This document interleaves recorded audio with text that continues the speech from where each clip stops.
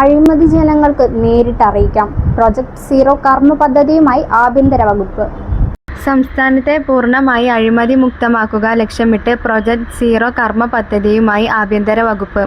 ജനങ്ങളുടെ സഹായത്തോടെ പദ്ധതി നടപ്പിലാക്കുമെന്നും അഴിമതി കണ്ടാൽ ജനങ്ങൾക്ക് ഇനി മുതൽ നേരിട്ടറിയിക്കാമെന്നും ആഭ്യന്തര മന്ത്രി രമേശ് ചെന്നിത്തല അറിയിച്ചു.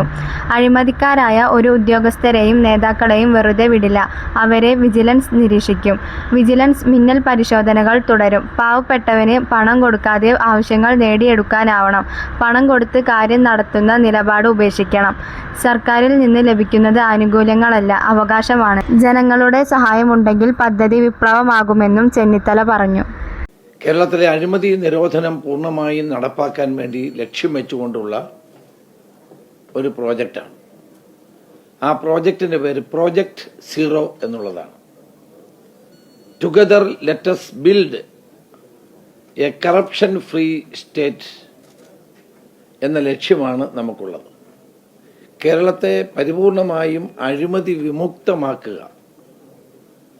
അഴിമതി കുറച്ചുകൊണ്ടുവരിക എന്നുള്ളതല്ല, ഘട്ടം ഘട്ടമായ പ്രവർത്തനങ്ങളിലൂടെ പൂർണ്ണമായും അഴിമതിയില്ലാത്ത ഒരു സംസ്ഥാനമായി കേരളത്തെ മാറ്റുക എന്നുള്ള ലക്ഷ്യത്തോടെയാണ് ഈ പ്രൊജക്ട് സീറോ എന്ന പദ്ധതി നടപ്പാക്കുന്നത്.